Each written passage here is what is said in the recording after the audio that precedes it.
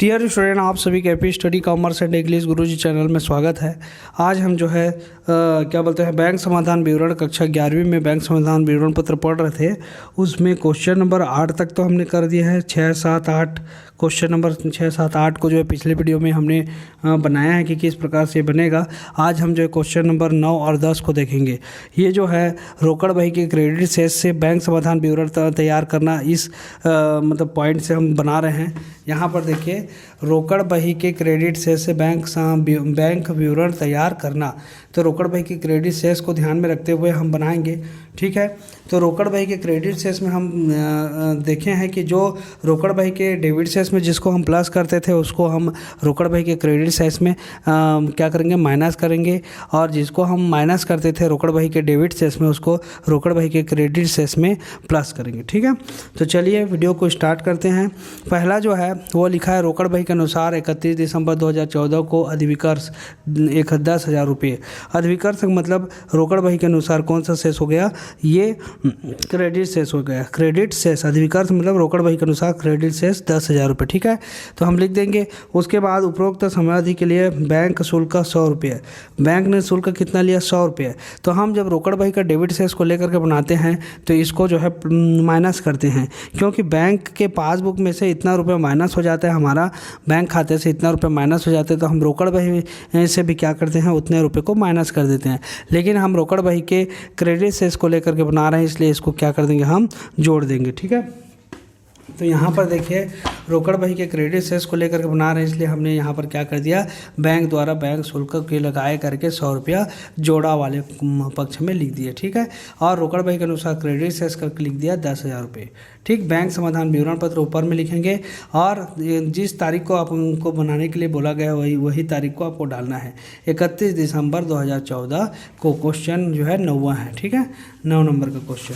उसके बाद देखिए दूसरा है, तीसरा पॉइंट है, अधिविकर्ष पर 6 माह का ब्याज 380 रुपये, जो कि 31 दिसंबर 2014 को पासबुक के नाम में दर्शाया गया। देखो, अधिविकर्ष पर ब्याज 6 माह का, अधिविकर्ष पर 6 माह का ब्याज 380 रुपये, जो 31 दिसंबर 2014 को पासबुक में नाम में दर्शाया। नाम मतलब पासबुक का नाम शेष और एक जमा शेष होता है। जमा शेष जो है पासबुक का हमारे द्वारा कितना पैसा जमा है हमारे खाते में, इसको प्रदर्शित करता है। जबकि हमने कितना रुपया बैंक में जमा किया, वह जो है जमा शेष के अंतर्गत, मतलब जमा वाले जो कॉलम है उसमें प्रदर्शित होता है। जबकि पासबुक का जो डेबिट शेष है, मतलब नामे शेष है, वो जो है हमारे द्वारा कितना राशि आहरण किया गया है उसको दिखाता है। आहरण करना मतलब पैसा निकालना, उसको दिखाता है, ठीक है। तो अधिविकर्ष पर ब्याज मतलब आपको समझना है कि अधिविकर्ष मतलब हमने जो है बैंक से जितनी राशि हमारे पास नहीं थी उससे ज़्यादा राशि निकाला है, तो बैंक हमसे क्या लेगा, मतलब जो भी हम राशि एक्स्ट्रा निकाले हैं उस पर ब्याज लेती है। तो बैंक के द्वारा ब्याज लिया गया है, ठीक है, ना कि दिया गया है। जमा राशि पर ब्याज दिया जाता है, हमारे द्वारा जो भी धन जमा है उस पर ब्याज मिलेगा हमको, और अधिविकर्ष पर क्या होता है, ब्याज हमको देना पड़ता है, ठीक है। तो अधिविकर्ष पर 6 माह का ब्याज 380 रुपया, जो कि 31 दिसंबर 2014 का पासबुक के नाम से नाम में दर्शाया। नाम मतलब डेबिट शेष, डेबिट में दर्शाया गया, ठीक है। तो इसको हम क्या करते हैं, जो है उतना रुपये हमारे अकाउंट से क्या कर दिया गया, माइनस कर दिया, हमारे क्या बोलते हैं बैंक खाते में से, पासबुक में से क्या कर दिया गया, माइनस कर दिया गया। तो हम रोकड़ बही के डेबिट शेष में इसको क्या करते हैं, रोकड़ बही में माइनस करते हैं, लेकिन यहाँ पर क्या करेंगे, प्लस कर देंगे, ठीक है। यहाँ पर प्लस करेंगे मतलब जोड़ा वाले पक्ष में लिख देंगे। तो यहाँ पर देखिए, हाँ, अधिविकर्ष पर ब्याज के बैंक द्वारा लगाए 300 रुपये, हमने क्या कर दिया, 380 रुपये अधिविकर्ष पर ब्याज के बैंक द्वारा लगाए करके लिख दिया, 380 रुपये हो गया। अब तीसरा देखिए, तीसरा क्या है, पॉइंट जो है, चेक निर्गमित किया गया।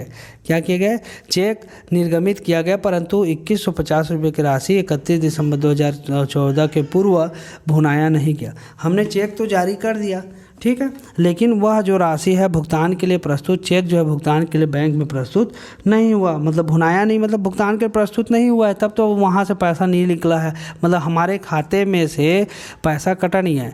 देखिए हम किसी को चेक से पेमेंट करते हैं तो क्या होता है, हम जो है चेक तो पेमेंट कर देते हैं, तो हम वो पैसा कहाँ से सामने वाले खाते में जाएगा, तो हमारे बैंक खाते से कट करके उतना पैसा जिस व्यक्ति के नाम से हम चेक जारी करते हैं उस व्यक्ति के खाते में चला जाता है।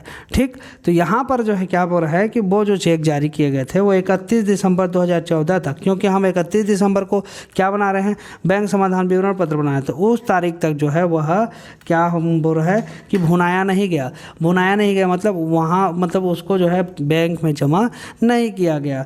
ठीक है, मतलब हमारे जो बैंक खाता है उसमें से जो है 2150 रुपये माइनस नहीं होगा इस कारण से। ठीक है, तो हम यहाँ पर लिखेंगे निर्गमित किया गया चेक भुगतान हेतु प्रस्तुत नहीं हुआ।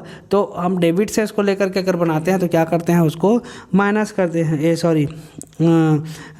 पहले क्या करते हैं, हम जब चेक निर्गमित करते हैं तो माइनस कर देते हैं, क्योंकि उतना रुपया हमारे बैंक खाते से कट जाएगा करके माइनस करते हैं। तो हम जब डेबिट से इसको लेकर के बनाते हैं तो ये जो है अगर भुगतान नहीं हुआ है, मतलब प्रस्तुत नहीं हुआ भुगतान के लिए, तो हम उसको क्या कर देते हैं, पुनः जोड़ देते हैं, है ना, रोकड़ बही में जोड़ देते हैं कि इतना रुपया हमारे पासबुक से नहीं कटा, जबकि हमारे रोकड़ बही में उतना रुपया कम दिखा रहा था, तो दोनों का बैलेंस बराबर होना चाहिए, पासबुक का और रोकड़ बही का। तो रोकड़ बही का बैलेंस कम दिखा रहा है, पासबुक का बैलेंस ज़्यादा दिखा रहा है, तो इसलिए रोकड़ बही के बैलेंस में क्या कर दिए, जोड़ दिए 2150 रुपया।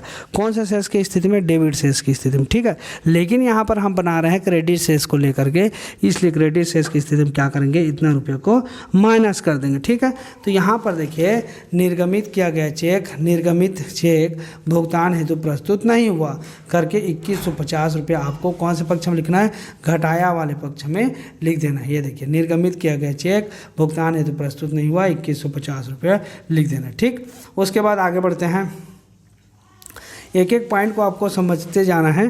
ठीक है, अगर आप समझ गए तो फिर आगे का क्वेश्चन कहीं पर भी दिक्कत नहीं होगा, इसलिए वीडियो को स्किप ना मत किया कीजिए। ठीक है, एक एक करके बारी बारी से समझते जाइए। समझना और उतारने में अंतर होता है, देख करके उतार कोई भी सकता है, लेकिन समझ करके अगर आप बनाएंगे तो लाइफ टाइम के लिए आपके दिमाग में वो चीज़ें फिट हो जाएंगी। ठीक है, आप जैसे 11वीं 12वीं पढ़ लेने के बाद भी आप 4-5 साल बाद भी इस चीज़ को खोलेंगे तो आपको वो चीज़ें अच्छे ढंग से समझ में आएंगी, नहीं तो आप जो है आधा याद रहेगा आधा भूल जाएंगे। तो ऐसा मत कीजिए, कोई भी चीज़ को आप पढ़ते हैं तो एकदम अच्छे से पढ़िए। ठीक है, ताकि लाइफ में कभी भी अगर ज़रूरत पड़े तो उसको आप उपयोग कर सकें। फिर उसके बाद है देखिए निवेश पर ब्याज, निवेश पर ब्याज 600 रुपये जो बैंक द्वारा क्या किया गया, संग्रहित कर खाते में जमा कर दिया गया। तो निवेश मतलब हमने जो भी इन्वेस्ट किया है उस पर हमको ब्याज मिला है, और बैंक जो है हमारे खाते में क्या कर दिया, संग्रहित करके जमा कर दिया, मतलब हमारे खाते में पासबुक में उतना पैसा क्या हो गया, क्रेडिट हो गया, मतलब बढ़ गया। तो हमारे रोकड़ बही में भी उतना पैसा हम डेबिट शेष की स्थिति में प्लस करते हैं, डेबिट शेष की स्थिति में क्या करेंगे, प्लस कर देंगे। लेकिन यहाँ पर क्रेडिट शेष को लेकर के बना रहे हैं, इसलिए इसमें क्या करेंगे, माइनस कर देंगे। ठीक है, तो निवेश पर जो भी ब्याज संग्रहित हुआ उसको हम क्या किए, माइनस कर देंगे। ठीक है, तो यहाँ पर देखिए हमने लिख दिया क्या, निवेश पर ब्याज जो बैंक द्वारा संग्रहित, तो इसको 600 रुपये का हमने कहाँ लिख दिया, घटाया वाले पक्ष में लिख दिया। ठीक, तो इतना ही है निवेश पर ब्याज। और एक और है, एक और को देख लीजिए, बैंक में 1100 रुपये का चेक जो कि 31 दिसंबर 2014 के पूर्व संग्रहित नहीं हुए। तो 31 दिसंबर 2014 के पूर्व संग्रहित नहीं हुआ, मतलब बैंक में हमने क्या किया था, संग्रहण हेतु भेजा था लेकिन संग्रहित नहीं हुआ। तो हम जब बैंक भेजते हैं तो रोकड़ बही में लिख करके भेजते हैं कि बैंक खाता विकलांग रोकड़ खाता से, चूँकि हमने बैंक मतलब रोकड़ बही में तो जोड़ दिया उस राशि को कि इतना राशि हमारे रोकड़ मतलब बैंक खाते में पासबुक में एंट्री हो जाएगी करके, उतना राशि जो है जमा हो जाएगा, लेकिन वास्तव में उतना राशि हमारा जमा नहीं हुआ। तो हमारे पासबुक का जो बैलेंस है वो कम दिखाएगा, उतनी राशि से 1100 रुपये कम दिखाएगा, जबकि रोकड़ बही का बैलेंस उतना 1100 रुपये से ज़्यादा दिखाएगा। तो हमको क्या करना है, 1100 रुपये हमारे रोकड़ बही में ज़्यादा दिखा रहा है जबकि पासबुक का एक्चुअल में सही है, तो हम क्या करेंगे, माइनस करते हैं हैं कौन सी स्थिति में, डेबिट शेष की स्थिति में, ठीक है। कौन सी शेष की स्थिति में, रोकड़ बही का जब डेबिट शेष को लेकर के बनाते हैं तो हम क्या करते हैं, माइनस करते हैं, मतलब दोनों का शेष को क्या करते हैं, हम बराबर करते हैं, ठीक। तो यहाँ पर क्या करेंगे, इसको माइनस ना करके प्लस कर देंगे, ठीक है। इसको क्या करेंगे, माइनस ना करके प्लस करेंगे, क्यों, क्योंकि रोकड़ बही का जो है हम क्रेडिट शेष को लेकर के बना रहे हैं, ठीक। तो आप एक शेष को लेकर के पकड़िए और फिर दूसरा जो है अपने आप बन जाएगा, ठीक है। नहीं तो फिर भूलने को ज़्यादा हो जाता है, फिर भूल जाएंगे। तो यहाँ पर देखिए, बैंक में चेक संग्रहण है तो भेजा गया, लेकिन किंतु संग्रहित नहीं हुआ। कितना रुपए का, 1100 रुपये का। ये हमने जो है इसका बैंक समाधान विवरण पत्र इस प्रकार से बना दिया। ये हो गया, यहाँ पे इस प्रकार से आपको लिखना है, ये हो गया। और ये घटाया वाले में अब हम दोनों पक्ष को जोड़ दिए, यहाँ ऊपर वाले को जोड़ा वाले को जोड़ लिया, 11,580 हो गया। अब ये दोनों को जोड़ करके हमने यहाँ पे लिख दिया। अब ऊपर वाले में से इसको माइनस कर दिया तो कितना आ गया, 8,830। यही क्या है, पासबुक अनुसार डेबिट शेष है। इस प्रकार से ये क्वेश्चन जो है बनेगा। चलिए नेक्स्ट क्वेश्चन को आगे बढ़ते हैं, है ना। नेक्स्ट क्वेश्चन में देखिए, 31 दिसंबर 2014 को मित्तल ब्रदर्स की रोकड़ बही 6,920 रुपये का अधिविकर्ष दर्शा रही थी। निम्न विवरण की सहायता से बैंक समाधान विवरण बनाइए तथा पासबुक के शेष की गणना कीजिए।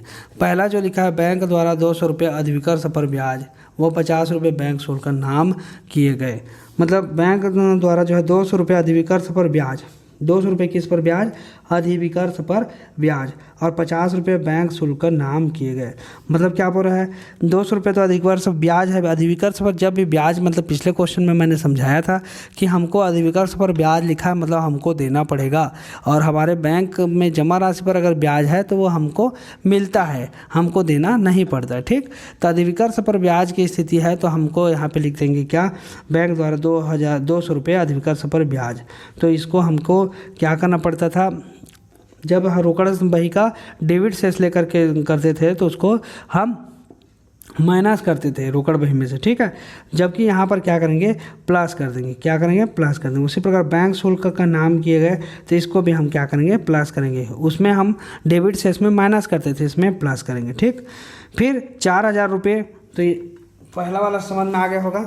पहले वाले का देखिए, यहाँ पे हमने लिख दिया है, बैंक द्वारा 200 रुपये अधिविकर्ष पर ब्याज व 50 रुपये बैंक शुल्क के डेबिट किया गया। मतलब 200 और 50 रुपये कितना हो गया, 250 रुपये, ठीक। इसमें लिख दिया। अब 4,000 रुपये के चेक निर्गमित जो चेक है ना, 4,000 रुपये के निर्गमित चेक जो 31 दिसंबर 2014 से पूर्व भुगतान के लिए प्रस्तुत नहीं हुए, भुगतान के लिए प्रस्तुत नहीं हुआ। 4,000 का निर्गमित चेक है, मतलब जारी किए हैं हम चेक किसी को, है ना, लेकिन भुगतान के लिए क्या हो गया, प्रस्तुत नहीं हुआ। तो जब भी हम इस प्रकार की स्थिति होती है तो हम रोकड़ बही से हम क्या कर देते हैं, उतने राशि को माइनस कर दिए रहते हैं, क्योंकि चेक जब जारी करते हैं तो हम उतनी राशि हमारे मतलब बैंक से कट जाएगा करके हम पहले से ही उसको क्या कर देते हैं, माइनस कर दिए रहते हैं, ठीक। लेकिन वास्तव में भुगतान के लिए प्रस्तुत नहीं हुआ तो उतना राशि हमारे पासबुक में से माइनस नहीं हुआ है, तो हमारा क्या हो गया, पासबुक में से माइनस नहीं हुआ है, जबकि हमने क्या कर दिया है, रोकड़ बही में से माइनस कर दिया है। तो यहाँ पर क्या करेंगे, हम रोकड़ बही के डेबिट शेष को अगर लेकर के बनाते हैं तो इसको जोड़ते हैं, लेकिन यहाँ पर क्या करेंगे, घटाएंगे। रोकड़ बही के क्रेडिट शेष को लेकर के बना रहे हैं इसलिए इसको क्या कर देंगे, घटाएंगे। तो यहाँ पर लिख देंगे क्या, निर्गमित चेक जो भुगतान हेतु प्रस्तुत नहीं हुए, निर्गमित चेक जो भुगतान हेतु प्रस्तुत नहीं हुए, और यहाँ पर कितना, 4,000 रुपये डाल देंगे, ठीक। उसके बाद आगे बढ़ते हैं। फिर है तीसरा पॉइंट को देखिए, बैंक ने 600 रुपये का ब्याज एकत्रित कर पासबुक में जमा किया। बैंक ने क्या किया, 600 रुपये का ब्याज एकत्रित कर पासबुक में जमा किया, ठीक है। तो 600 रुपये का ब्याज एकत्रित कर जमा किया मतलब हमारे खाते में उसको क्रेडिट कर दिया है। जमा मतलब क्रेडिट होता है, क्रेडिट है तो पासबुक में के क्रेडिट जो है पक्ष जो है हमारे द्वारा मतलब हमारे खाते में जो भी राशि जमा हो रही है उसको दिखाता है, और डेबिट शेष हमारे खाते में से जितनी भी राशि निकलती है उसको दिखा रहा है। तो यहाँ पर हमको ब्याज मिल रहा है, ठीक, इसलिए हमारा खाते में जमा हो रहा है, ठीक। अब हम रोकड़ बही में ये तो लिखा नहीं है, तो रोकड़ बही में हम लिखेंगे तो इसको जोड़ेंगे कि घटाएंगे। तो रोकड़ बही का डेबिट शेष को लेकर के बनाते हैं तो हम इसको जोड़ते हैं, क्योंकि हमारे पासबुक में जुड़ा है इसलिए हम रोकड़ बही में भी इसको जोड़ते हैं। लेकिन यहाँ पर क्या है, रोकड़ बही का क्रेडिट शेष को लेकर के बना रहे हैं इसलिए इसको क्या कर देंगे, घटा देंगे। उतनी राशि क्या करेंगे, घटा देंगे, ठीक है।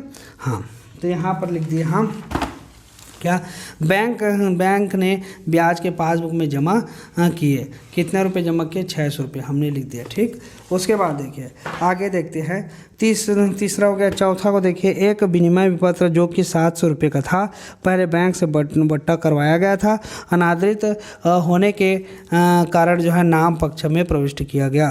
तो एक विनिमय विपत्र मतलब एक प्रकार का विपत्र है जो कि 700 रुपये का था, है ना, और पहले बैंक से बट्टा करवाया गया था। बैंक से बट्टा मतलब बट्टे पर इसको भुना लिया गया था। ठीक है, बट्टे पर भुनाना मतलब उसमें से जितने राशि का वो विपत्र रहता है उसमें से कुछ राशि बैंक काट करके बाकी शेष राशि को भुगतान कर देती है, उसे बोलते हैं बट्टे पर भुनाना। ठीक, लेकिन वह जो है समय आने पर उसका भुगतान जो है वो जो विपत्र पर स्वीकृति प्रदान करता है वह उसका भुगतान करता है, तो बैंक को करता है वो, लेकिन वह जो है भुगतान करने से मना कर दिया तो अनादृत हो गया। अनादृत होने के कारण जो है वो क्या कर दिया, बैंक वाला जिसने विपत्र को मतलब क्या किया था, भुना करके ले गया था, उसके खाते से वो पैसा जो है काट लिया, उतना रुपया। ठीक है, जितना का विपत्र था। इस प्रकार से होता है। मान लीजिए आपको कोई विपत्र दिया है और आपको पैसे की ज़रूरत है, तो आप समय से पहले उस विपत्र को क्या करेंगे, बैंक में जा कर के बट्टे पर भुना सकते हैं। ऐसा सुविधा बैंक देती है। तो आप जितना का विपत्र रहेगा उसमें से कुछ राशि को कम करके बैंक देगी, है ना, क्योंकि उतना राशि को जो है बैंक जो है एक प्रकार का शुल्क के तौर पर वो लेती है। ठीक है, क्योंकि ये सुविधा प्रदान करने के लिए वो एक शुल्क के रूप में लेती है। अब जब उस विपत्र का समय आएगा, जैसे 2 महीना 3 महीने का एक विपत्र रहता है, अब विपत्र का जब समय आएगा तो उस समय में वह विपत्र जो है जो उसका जो स्वीकर्ता है वो भुगतान कर देता है। बैंक के पास रहेगा तो बैंक में भुगतान कर देगा। ठीक है, या जिस व्यक्ति को दिया रहेगा उसको भुगतान कर देता है। अब मान लीजिए किसी कारणवश वह विपत्र का भुगतान नहीं करता है, स्वीकर्ता जो है विपत्र का भुगतान नहीं करता, उस स्थिति में क्या हो जाता है, विपत्र अनादृत हो जाता है। ठीक है, जैसे चेक का होता है उसी प्रकार। ठीक, तो विपत्र अनादृत हो जाता है। तो अनादृत होने के कारण जो है बैंक क्या करती है, अगर मान लीजिए आपने बट्टे पर भुनाया है उस विपत्र को, ठीक है, तो विपत्र को आपने बट्टे पर भुनाया तो उस विपत्र का जितना भी पैसा आपने लिया है और उस विपत्र में जितनी की राशि है उतनी सारी राशि को क्या कर देगा, बैंक आपके खाते से काट देगा, आपके खाते से क्या कर देगा, काट देगा। तो इसको विशेष ध्यान रखना है। ठीक है, तो इसलिए जो है यहाँ पर लिखा है क्या, अनादृत होने के कारण नाम पक्ष में प्रविष्ट किया गया। ठीक है, बैंक से बट्टे पर और नाम पक्ष में क्या कर दिया, प्रविष्ट कर दिया, तो उतनी राशि काट दिया हमारे खाते से। तो रोकड़ बही में भी उतनी राशि को हमको क्या करना पड़ेगा, माइनस करना पड़ेगा। ठीक, लेकिन हम डेबिट शेष को ना लेकर के बना रहे हैं, हम क्रेडिट शेष को लेकर बना रहे हैं, इसलिए इसको क्या करेंगे, जोड़ देंगे। क्या कर देंगे, जोड़ देंगे। ठीक है, कितनी राशि को, 700 रुपये की राशि को हम क्या करेंगे, जोड़ेंगे। तो यहाँ पर लिखेंगे विनिमय विपत्र जिसे पूर्व में बट्टे पर भुनाया गया था, अनादृत होने पर डेबिट किया गया पासबुक में, तो 700 रुपये। देखिए हमने कौन से पक्ष में लिखा है, जोड़ा पक्ष में लिखा है। जोड़ा जो है हम जोड़े हैं उस पक्ष में हमने लिखा है इसको। ठीक, और है क्या, और देखिए हाँ, एक है 600 रुपये के चेक जो बैंक में जमा कराए गए थे 31 दिसंबर 2014 से पहले संग्रहित नहीं हुए। तो 6000 का चेक हम जब बैंक में जमा कराते हैं तो हम रोकड़ बही में लिख करके जमा कर देते हैं। तो रोकड़ बही में बैलेंस उतना रुपया हम जोड़ दिए रहते हैं क्योंकि बैंक खाते में जमा हो जाएगा करके, लेकिन वास्तव में पासबुक में हमारा उतना राशि जमा नहीं दिखाता क्योंकि हमारा चेक जो है संग्रहित नहीं हुआ है इसलिए। तो यहाँ पर क्या होगा, रोकड़ बही का जो बैलेंस है वो ज़्यादा दिखाएगा जबकि पासबुक का बैलेंस क्या होता है, कम दिखाता है। ठीक है, राशि कम दिखाता है। तो यहाँ पे हम क्या करेंगे, तो रोकड़ बही का जो बैलेंस है उस पर हमको माइनस करेंगे क्योंकि पासबुक का बैलेंस को हम सही मान करके चलते हैं ना, इसलिए रोकड़ बही के बैलेंस को माइनस करेंगे। ठीक, तो हमारा पासबुक और रोकड़ बही का जो बैलेंस है वो बराबर हो जाएगा। तो रोकड़ बही के बैलेंस में माइनस करते हैं कौन से शेष में, तो डेबिट शेष में। रोकड़ बही का अगर डेबिट शेष को लेकर के हम बना रहे हैं तो रोकड़ बही के बैलेंस में क्या मतलब रोकड़ बही में क्या करेंगे, इस मद को माइनस करेंगे, 6000 को माइनस कर देंगे। लेकिन यहाँ पर हम क्रेडिट शेष को लेकर के बना रहे हैं इसलिए इसको क्या कर देंगे, हम जोड़ देंगे। ठीक है, इसको जोड़ देंगे। तो यहाँ पर हमने क्या कर दिया, संग्रहण हेतु भेजा गया चेक संग्रह नहीं हुआ, 6,000 रुपये हमने क्या कर दिया, जोड़ा वाले पक्ष में लिख दिया। देखिए संग्रहण हेतु भेजा गया चेक संग्रहित नहीं हुआ करके 6,000 जोड़ा वाले पक्ष में हमने लिख दिया। तो ये 3 मदे जो है हमको जोड़ा वाले पक्ष में लिखना है, 250, 700 और 6,000 को, ठीक। और घटाने वाले पक्ष में निर्गमित चेक जो भुगतान हेतु प्रस्तुत है 4,000, बैंक के ब्याज मतलब बैंक ने ब्याज के पासबुक में जमा किए 600 रुपये। इन दोनों को घटा देंगे, इन तीनों को जोड़ देंगे, जोड़ करके यहाँ पे लिख दिया राशि, और 6,920 में 6,950 को जोड़ दिए 13,870 रुपये हो गया। अब इसमें से इन दोनों राशि को हम क्या कर देंगे, 4600 को इस राशि में से इसको माइनस कर देंगे तो कितना आ जाएगा, 9,270 रुपये। यही क्या है, पासबुक के अनुसार डेबिट शेष है। क्या है, पासबुक के अनुसार डेबिट शेष। इसी के आधार पे इस प्रकार से क्वेश्चन जो है बनेगा। पिछले वीडियो को आपने ही देखे हैं तो आप देख लीजिए, प्लेलिस्ट में सारा वीडियो डला हुआ है, ठीक। प्लेलिस्ट कहाँ पर से मिलेगा, तो आप मेरे चैनल को ओपन करेंगे तो साइड में जो है एक होम मेनू रहता है, उसके साइड में और 2-3 ऑप्शन रहता है, जिसमें से प्लेलिस्ट का एक ऑप्शन रहेगा। वहाँ पर जा करके आप जो है कक्षा 11वीं का 12वीं के जो लिस्ट है प्लेलिस्ट में, उस लिस्ट में आप जा करके इसको देख सकते हैं, ठीक है। तो सारे जो वीडियो हैं वो प्लेलिस्ट में डले हुए हैं। और अगर यूट्यूब में आपको सर्च करना रहता है तो AP study commerce and English Guruji लिखेंगे तो सारा जो है मेरा चैनल ओपन हो जाएगा। तो आज के इस वीडियो में बस इतना ही। नेक्स्ट वीडियो में हम जो है पासबुक के डेबिट शेष को लेकर के बैंक समाधान विवरण पत्र तैयार करेंगे। ये कैसे बनेगा तो मैं आपको थोड़ा सा समझा देता हूँ।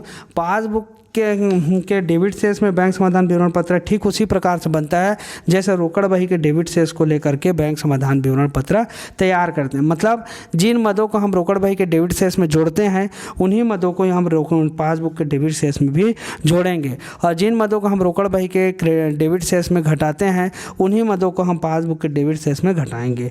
हाँ, समझ में आ रहा है, मतलब दोनों सेम है।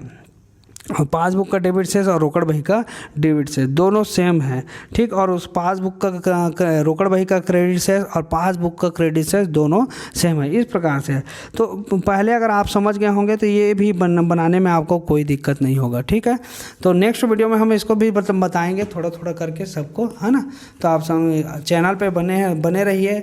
चैनल को सब्सक्राइब नहीं किया तो चैनल को सब्सक्राइब कर दीजिए, बेल आइकन को प्रेस कर दीजिएगा ताकि जब भी नया वीडियो डालूंगा तो उसका नोटिफिकेशन तुरंत आपके मोबाइल पर जो है SMS के तौर पर मिल जाएगा, ठीक है। तो इसलिए जो है आप चैनल को सब्सक्राइब और बेल आइकन को प्रेस कर दिए रहेंगे। तो आज के वीडियो में बस इतना ही। नेक्स्ट वीडियो में हम फिर मिलेंगे आगे के क्वेश्चन को लेकर के। तब तक के लिए आप सभी को बहुत बहुत धन्यवाद।